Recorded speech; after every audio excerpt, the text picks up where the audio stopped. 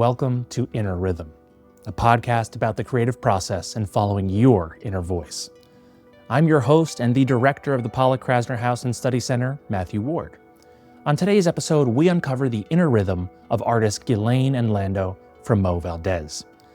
Fremaux-Valdez are based in Lubbock, Texas, where, as collaborators and as partners, they explore themes relating to the human body and rituals of healing via large-scale pastel and mixed media works. Our conversation addresses their collaborative process, cultural stigma surrounding the human body, and how their work has helped them better understand themselves as individuals and as a couple. This conversation was held in the Avram Gallery at Stony Brook, Southampton, the site for Fremaux-Valdez's exhibition Love Feast. On today's show, the artist will take us through this exhibition, explaining the concepts and techniques behind some of the works on display. I would like to thank all of our supporters who allow the Pollock-Krasner House to fulfill its mission. I also thank all of you for being here with us today, whether listening on your favorite podcast platform or watching on YouTube. If you would like more information about Inner Rhythm or about today's guests, please visit the show notes below. Thank you. In hyphenating your names, to me, there is a sense of unity and togetherness. You're saying something about who you are together and the equal nature of your relationship. You're also collaborators in your work. So when you are artists who produce a singular work from two hands, you are in a relationship, but you're also two individuals. How do you navigate unity and togetherness versus individuality and autonomy? It's a really wonderful question, and I feel like you've characterized our whole collaborative enterprise in relation to our own, our partnership in life really well. I think at some point fairly early in our collaborative work, I think both of us were sort of happy to relinquish like authorship or something of the, like, I don't, it's not really important to us to like be able to claim sort of our own hand or do you know what I mean? Like to Yeah, no, I don't think either of us need to point it apart and say that was me, or I think we also just both trust each other so much as just our drafting ability that we're just like, especially if we're having trouble, I was like, can you jump in and help me out? I can't figure this. I'm just too lost in it. And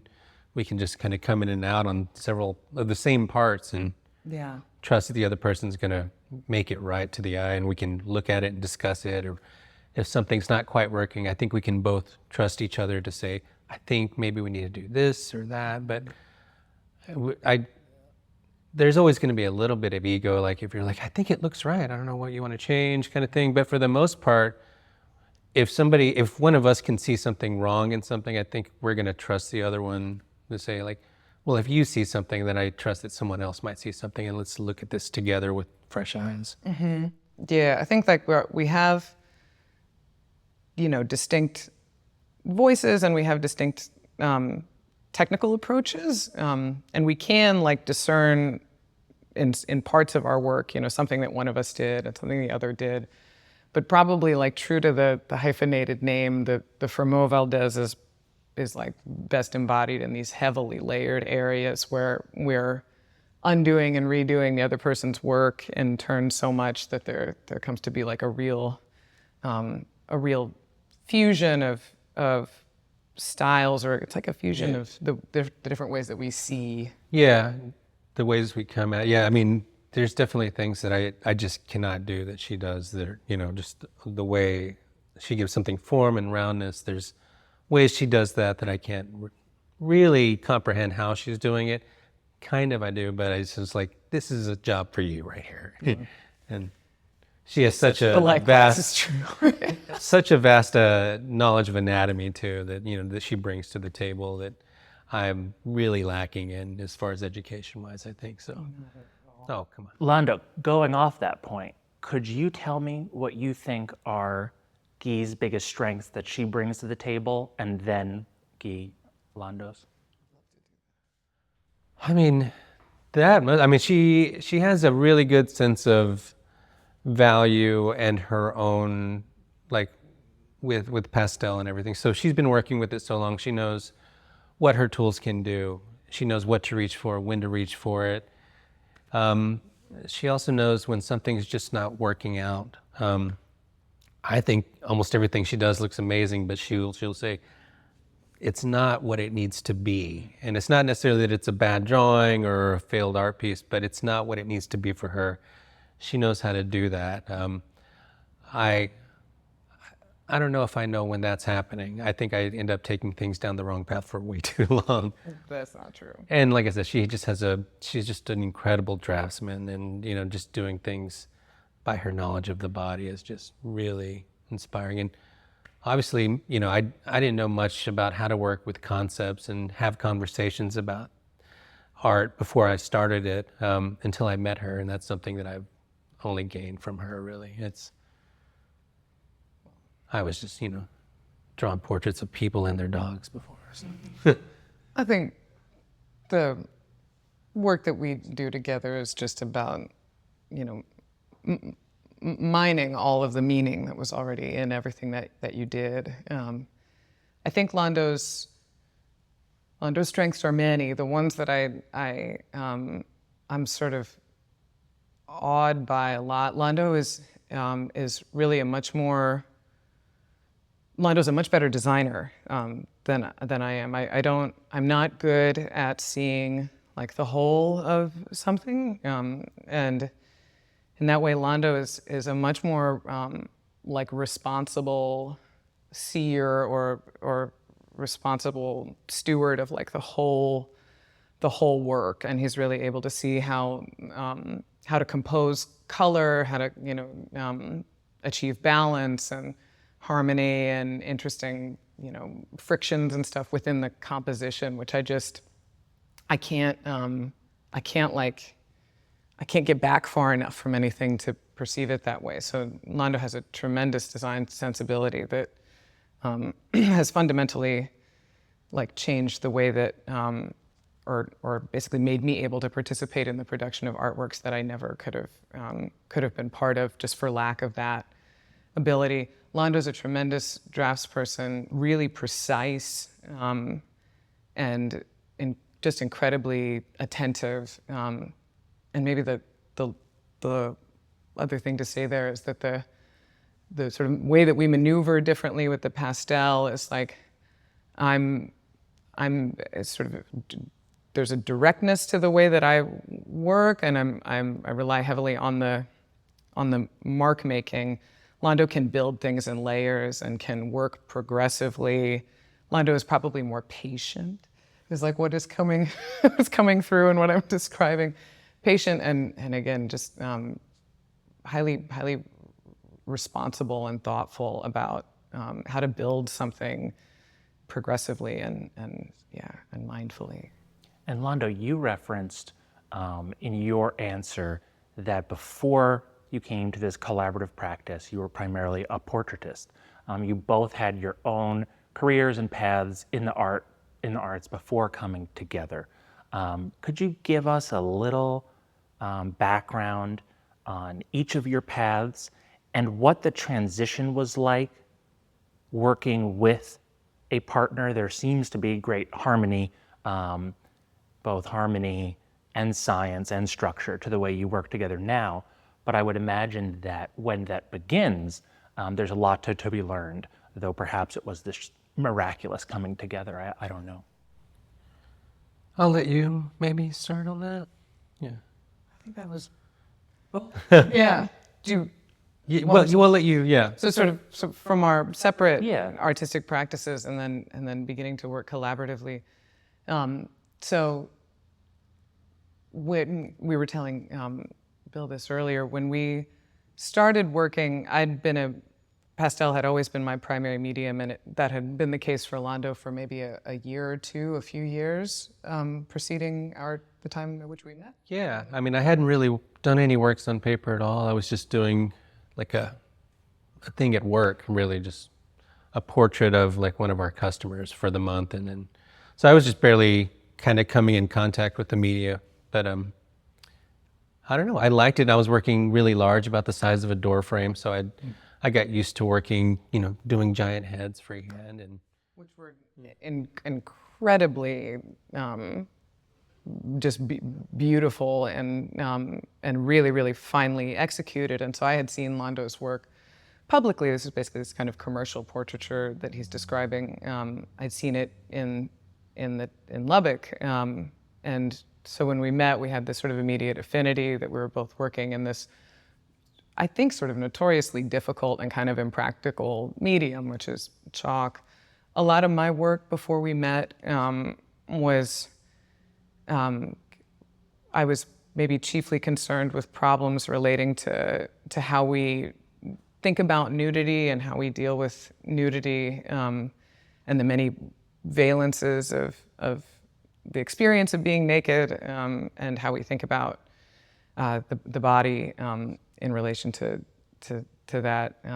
So I had this like highly ethical sort of focus in my work, but my work was always still very much rooted in portraiture, and there's never been like the making of an artwork that's not someone in particular. I'm not interested in an anonymous figure. I can't invent a figure. It has to be the intersubjective encounter, and it has to be real, and it has to have happened, and it has to be someone who I can like ethically, responsibly, do this very complicated and I think very fraught work of seeing and making claims about someone else's body through drawing. Lando had been, doing, as we said, just these like incredible and huge portraits of people for so long that you had your own way of relating to the depiction of others. Yeah. And so then I think when we started working together and we were kind of like, we're in the same space at this point. We had met each other, did a studio visit, and we started working out of her studio at CASP. And at that point, just working side by side, we would ask each other questions about how to attack certain things in our own work. And then we just decided, she's like, would you be open to helping me put this collage together? It started with collage and then just grew out of there very quickly. And really pretty naturally. We'd have conversations about if we want to make a piece together, what would it look like? How would we do it? How do we do what we're both doing? It's maybe like, just as a data point, worth sharing that the first day that Lando and I spent together, we drew portraits of each other's faces that were very large. They were probably very much like some of the pieces in here. And though we didn't end up collaborating until a few years later, we're basically still doing that Doing the same thing. We're still drawing each other, yes. Yeah. Now, one, that's a fantastic through line that, yes, you were both responding to not just bodies, but people, specific people, human beings, with each with their own essence and personality, as we all have, and trying to be sensitive to that. Now, Guy, I know that though you have always done self-portraits, you used to more often depict others, and now primarily yourself and Lando depict each other. Could you tell me a little bit about that shift and what it means to you conceptually and practically to, I hate to use the word subject, but to have that consistent subject of each other? Yes. Yeah, to start answering it? Okay. The sharing of the mic is like such a unique thing that, as collaborators, we try to do the right way. Yes, so I think as our conversations before the advent of our actual collaborative practice, our conversations had involved a lot of questions about embodiment and personhood and things like this. As we started collaborating, it became necessary somehow to kind of to take all of the conceptual interests that we share and really grapple with them only through the seeing of each other, particularly because we're trying to find our way to some, just essentially private questions about how we imagine and relate to the insides of our bodies, and how sort of what are the beliefs that we hold around our body's workings and what our body is made of and what it is capable of. These things are so difficult and so complicated and so acutely sensitive, it feels like, that I think exploring these ideas through the seeing of each other is just what feels appropriate. And then the other maybe half of that is that we love each other. And so I would think we both agree, we've talked about this a lot, that to some extent, like, the making of a portrait is always an act of worship of a kind. Like, you spend that long, like, laboring over and looking that closely at another person, there's sort of, whether or not, you know, the subject of that work is your partner, or is a stranger, as can happen, it's still like, it's such a singular way that humans can experience each other. And so the needing to make the work of and about each other is both informed by our feelings for one another and about the nature of the questions that we're trying to ask. What am I leaving out? I don't know. I think you pretty much got it. Thanks. I can't think of. It's probably supplement. Now, we were speaking the other night at dinner, and you brought up, Guy, a point that I thought was really interesting, and then I would like to talk a little bit about, which was in the sphere of depicting the human body and nudity. You mentioned consent, consenting both to see and to be seen. Could you expand a little bit, both of you, about how you are going about the depiction of the body in your work with an eye towards that issue? Mm-hmm.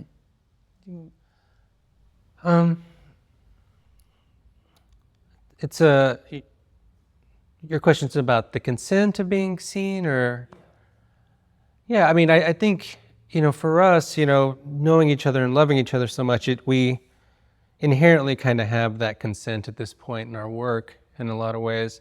At this point, it's a lot about making claims about what our bodies are, I think, and being able to see ourselves a lot. I don't think I can truly see myself when I draw myself. I'm always going to lend a little bit of caricature to it. I think it's just a weird perversion that I think most of us have, that we're monsters in some weird way, and we're trusting that the other person can come in and bring a real claim to what's actually happening in the other person's body, and say, that's not quite right. Let me show you how I see you, how I think you truly are, and I think we do that for each other in the work, and I think it's healing, and it's yes, yeah, that's almost like like healing is a topic that we are interested in and that drives a lot of our work. There is this sort of like secondary actual experience of healing, of sort of being reflected by someone you trust and love deeply when you're in a highly vulnerable state, like being naked. Consent, I think, continues to be like a core value, which I think it has to be for anybody dealing with the body and sensitive content. Needs to be someone interested in consent, and that applies to viewers coming in. I think we think a lot about how the sort of exposure to the naked body or exposure to challenging ideas.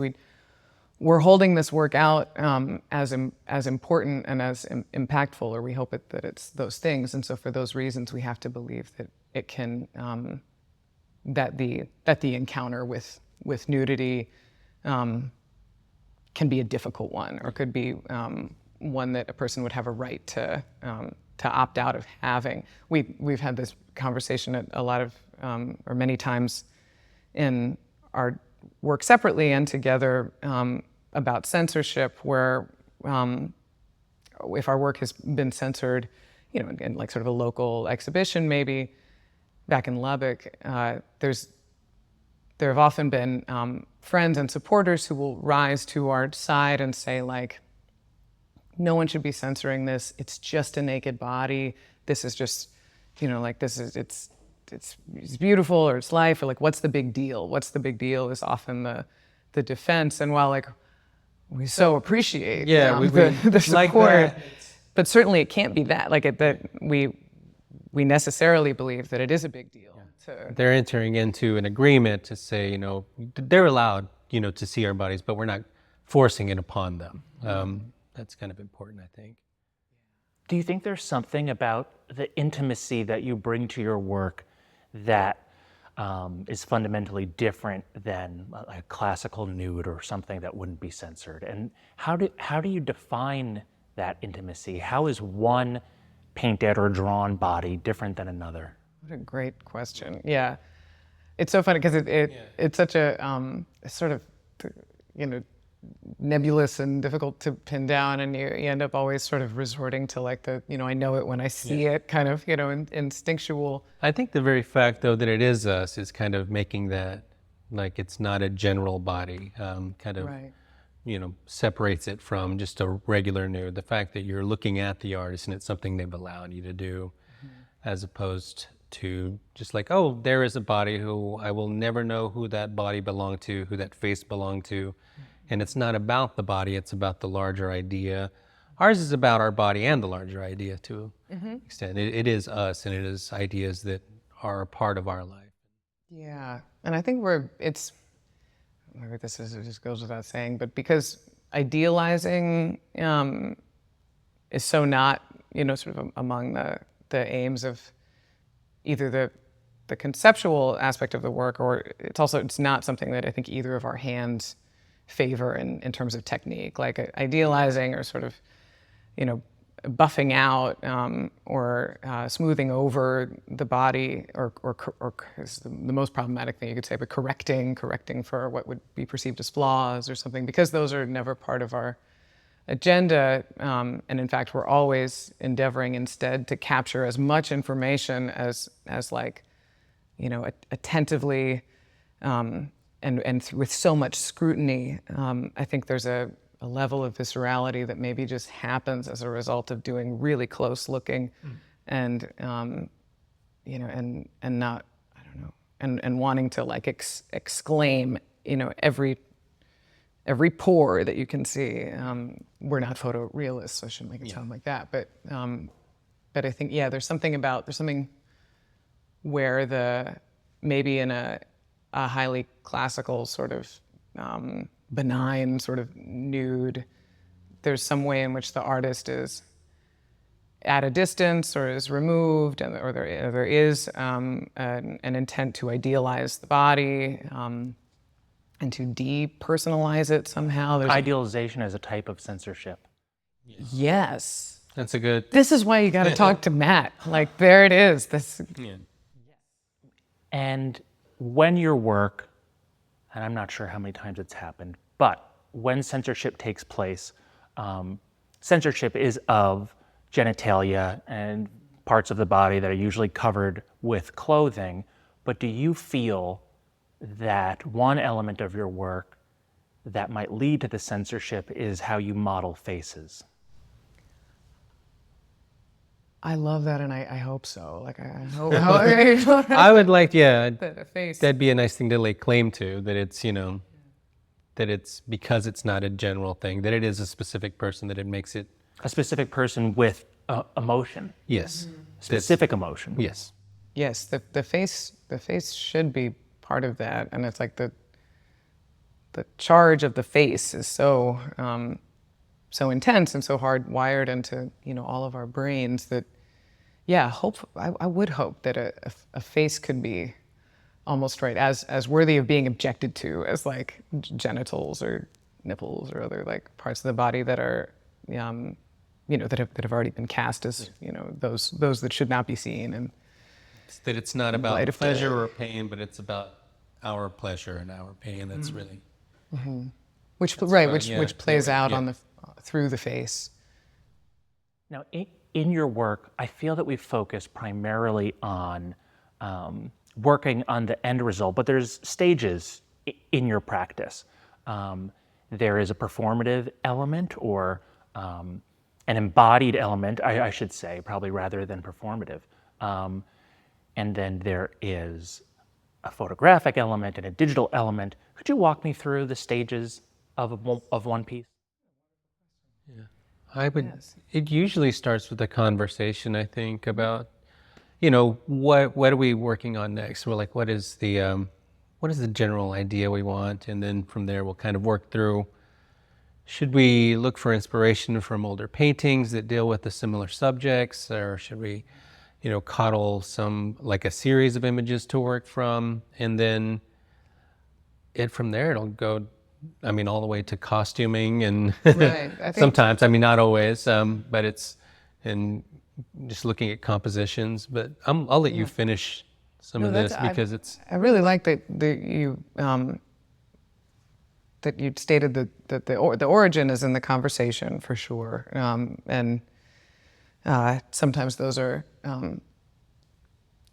not calculated isn't the word, but you're sort of bringing an idea to the other person that's like, I'm interested in this, what do we think about this? And sometimes it's much more random or spontaneous. You'll bring an article to me, that you've read about, about how personal a face can be, or a particular idea, and sometimes we'll look at medical images, or like, what does this remind you of? What is it, Yeah. So sometimes it'll come from reading too, so. Yeah, asking, trying to reflect, volleying the idea back and forth and sharing sources and doing the kind of due diligence of consulting the canon and looking for supporting theories and texts. But then there's I think both performed or performative and embodied, or both of those apply, because there's a staging, as would be suggested by Lando's term, like costuming. Yeah, and obviously we can't take pictures of ourselves together. We can't be outside the camera, so we have to set up a camera, get in front of it, and try to guess what it's going to look like. We'll take a million pictures. And are you rolling film, or is it on a timer? Timers usually. Usually timers. We do both. There's something like totally. Sometimes it involves prop building too. It's like. Yes, yeah, and there is a posing that happens, not in everything, but there's a level of sort of a constructed environment, and then we do the thing like washing each other's feet in our dining room. There's as you see in a lot of the pieces, there's we reveal some of the like kind of the silliness of our practical effects comes through a lot, and that's becoming, I think, increasingly important, that here's a medical instrument that's actually a paint gun and a piece of wire that is sort of haphazardly put together. So then we have the performative part that's photographed. We sometimes are photographing each other, but usually if we're both in it, it has to be photographed by the timed camera. Yeah, and and sometimes it's more earnest. We have some older pieces and one newer piece in the Pollock-Krasner House that was from a much more just shots of us being. We knew there was a camera, but it's much more intimacy, and not a stage. We're not like trying to pose for the camera so much as we are just being how we are with each other. Being captured. Yes. And then once we have those photos, something will happen. Sometimes we find digital collage really useful to play with and manipulate photos, splice in other imagery, or put together multiple photos from that shoot. Even the language of photo shoot doesn't even seem like we deserve to use terms like that, because we're not good. We're not photographers. We don't know. We're not good photographers. So. We don't know how to make video. but whatever data we have from these sessions of these sort of performative acts, we then try to put that to use in order to get a piece started. I think a lot of the time, or at least some of the time, we end up having to go back to the photos and rebuild something, or we think about something else, or we want to add another you know, we want to open the piece up in a new way. And so there's a sort of going back to the digital information and you know, further manipulating that and then coming back to the studio. So we really don't know, I think, most of the time, even if we have like pretty like solid reference imagery, we really don't know what the piece is going to look like. Yeah, you can start with one drawing of one person or even an arm, and we'll take And that. it's like, I like that arm. Yeah, it's like, I like that arm. We're going to do something with that arm, and we'll build out. And Oh, wow. so we'll cuddle all the arms together, and I don't know. Yeah, and then we'll just start mocking things up, and then change it as it goes along. I mean, it'll build real organically sometimes. Other times we'll have kind of something pretty much ready to work from. But yeah, it can change quite a bit, I think, during the making of it. Do you locate the work in the finished piece with all of these stages, with sort of moments of real connection taking place along the way that you are then depicting? Is the work, in your mind, what is on the wall? Is it the entire process? How do you view it? I love that question because I wonder if we even have different answers to this. For me, I think the finished piece, you know, I would love to almost see like a thermal map of my brain when we finish something, sort of like the rush of like certain chemicals from from like the realization of a vision, or the completion of something is like very satisfying. But when you reach that point of closure with the process, I'm like visited upon by this like intense feeling of detachment from the piece. The work, if only like we could figure out how to really present the process in, you know, as the product in a more immediate way, I feel like the That'd work be great. consists. I mean, of the process. That's how I remember it. I mean, like when I look at a piece, I remember all of the things that we did.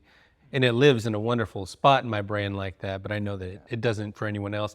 And I think that's kind of, other than you, of course, but I think it's fun to see them as finished pieces. It takes a while for you to see them as finished pieces, to be separate. That's what I was saying when it was like, we just finished a piece before we shipped it out here. I was like, I haven't really seen it yet. I'm not able to see it for a while. Like even some of the pieces that we finished a while back, we'll open up, I was like, oh this. This is kind of neat. It's not what I remember, but I like it. I like being able to see it now as a viewer and not necessarily.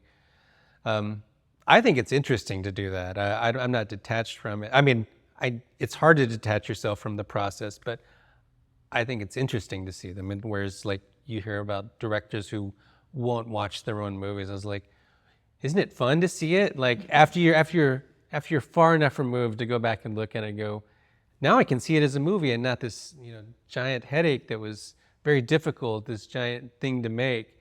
That's wonderful, and that's what you wanted to do, but it's hard to really see it, I think, a lot of the time until you have some distance.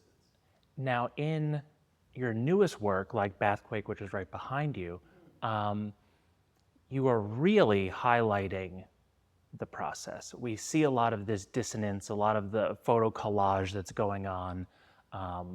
There's fragmentation happening. Are you consciously trying to, you were saying if only there was a way to kind of connect the audience to the process more, are you consciously trying to show that there is this long chain of events that goes into these works by revealing it in the finished piece?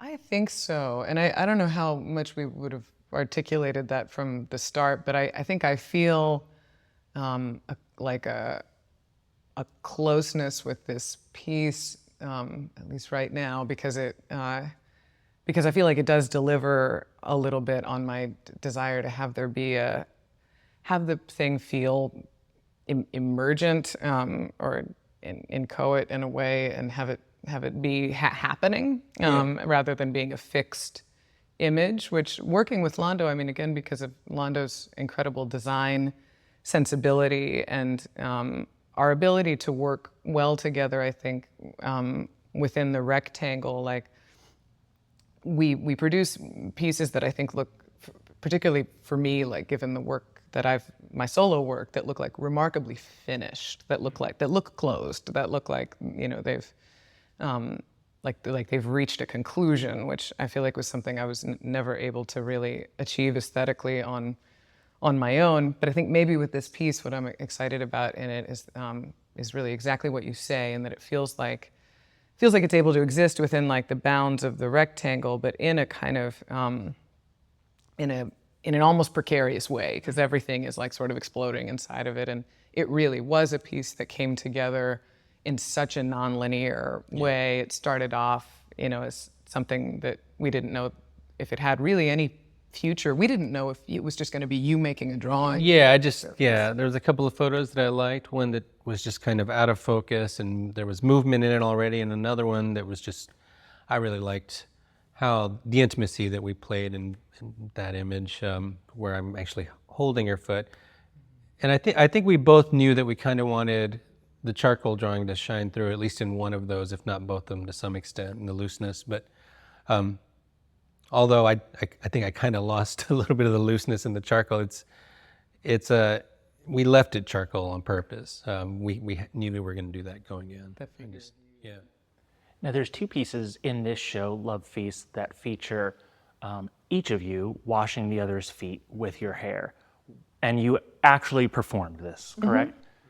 When you are doing that act, are you lost in the act? Are you thinking that you're posing for a piece? What's the balance there? That's such a great question, because I think, we're still new enough in doing some of these sorts of scenes, where we have where we have an act to perform on and with one another, that I think we're still figuring some of that out. I know that I think in one of our first times that we were doing that, and we were trying to photograph or video it, I remember us giving each other notes, and one of the notes that one of us gave the other, I'm not even sure, was like, don't do it, just like sink into it, like, be basically kind of try to forget the camera and try to forget that we're trying to make an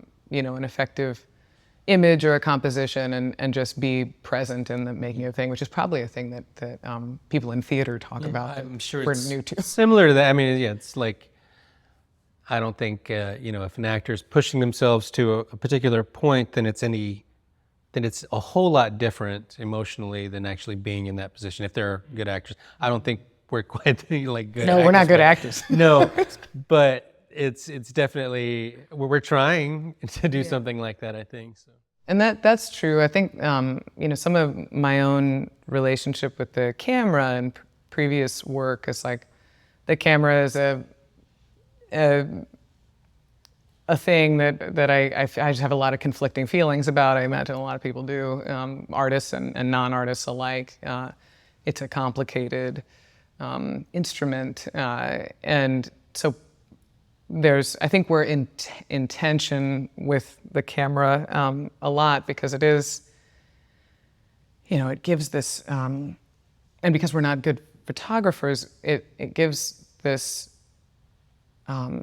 flattening, sort of account of what happened. I mean, it obviously is stabilizing this highly chaotic event that's going on, and so it feels like, well, we have to be aware that it's there, and we have to make sure, to press the button and get the timer on and everything, forgetting it or kind of not letting it instruct, or trying to resist anticipating too much of what are these, what is the capture going to look like, feels important in order for the thing to feel earnestly, performed. It's hard though. It's difficult. Yeah, I mean, you're still doing a kind of strange physical thing of running back to positions, and then like, all right, feel Right. the thing. And you're just Really like, watch. in the probably, in the time frame of 10 seconds, like it's really hard for two people to do, but it's important that it is us, I think, and not someone else snapping the photos. And it feels very labor intensive, like and being on the floor. Oh, I'm old now, so it hurts. I guess that's part of what makes it such a generous act That's true. of supplication. Yes. Now, in that, there's this navigation, right, of performance and immersion, of being and acting. This show, Love Feast, is produced by the Pollock-Krasner House. Jackson Pollock, Lee Krasner, also spouses in the arts. Their careers are intertwined, but they were not collaborators. Do you have distinction between who you are as collaborators and who you are as husband and wife, or is that one and the same?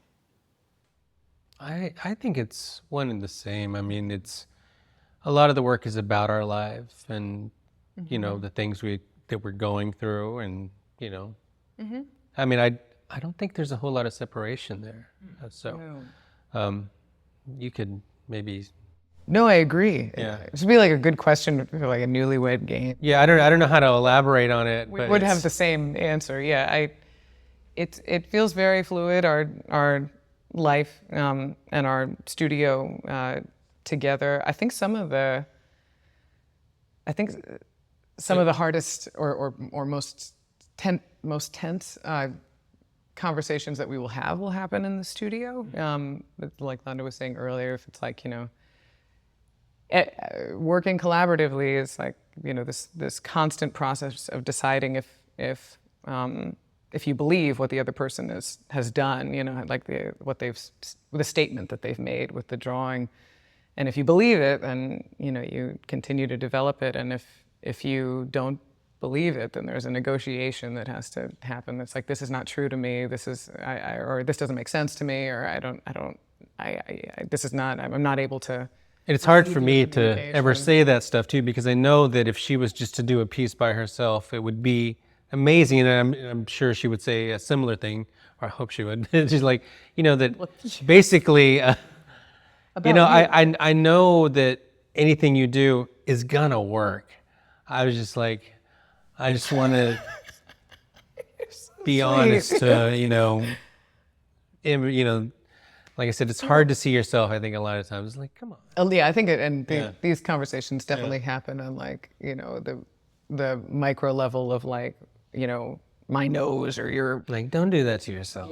Jaw, or like something that, is it the truthfulness in our accounts of each other, or something like the most important.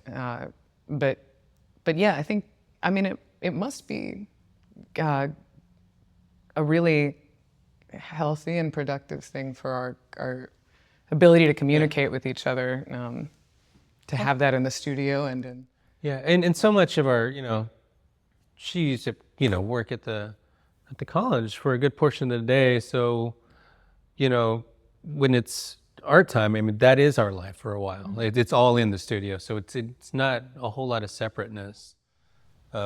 Yes. Yeah. And speaking of, in these works, do you see this as a synthesis, or do you see this as a simultaneity? Have you merged, or are you existing separately but in harmony? What a great distinction. Both of those things feel true. Yeah. At different moments? Yeah, different moments, definitely. Yeah. Because, Lando, you pointed out earlier in Bathquake, you were remembering in the charcoal piece, I remember when I was doing this, but then there's other parts where you're not sure who did what. So I suppose formally that is revealed in the works, that you can recognize moments of individuality, and then there's moments where you're not sure. You just see both. Absolutely. Yeah. And a lot, I think the reason that happened in this, to some extent, is just, it was more of a time thing. Oftentimes we'll be in and out of the same figure, so it's, or at least on the the underdrawing or the underpainting.